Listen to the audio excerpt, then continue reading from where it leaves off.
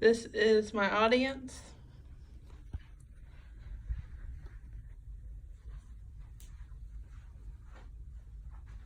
Hello, I am Caitlin Burkhalter.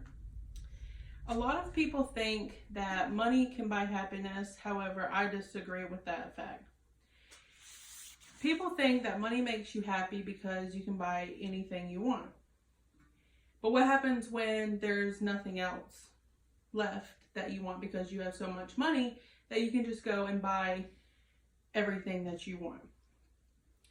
I was researching on an article by Psychology Today, and the article explained how money is important for happiness, but only to a certain extent. For example, if you have a higher income and can buy a home in a safer neighborhood, or invest in better health care or nutrition, and have more leisure time, then you are more likely to be happier than someone who is in a lower income bracket and can't afford to live in a safer neighborhood or be able to invest in better food qualities or have more time with their family because they have to work so much to afford to live. But that only works to a certain point. Eventually you can have too much money, and people that have more money than they know what to do with tend to find themselves miserable or depressed. Another article that I was researching by Helpline had an article written by a psychotherapist from San Francisco that did a study that shows how someone who has a lot of money still deals with depression, anxiety, and loneliness. And a lot of times this is caused by people who have a lot of money have a hard time knowing if someone is a true friend or really likes them for who they are, or if they just use them for their money. Many people who are well known and have a lot of money tend to have drug addictions or alcohol addictions.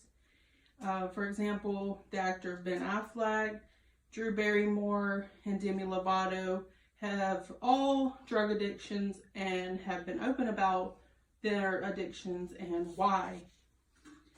Demi Lovato, for an example, has had actual multiple drug overdoses, and the most recent one almost killed her. She opened up about her problems to the public, and she talked about how she was depressed and lonely. Well, when you look at someone like Demi Lovato, who is an actor, a model, a singer, and has a lot of money, you wonder why they would have those types of issues.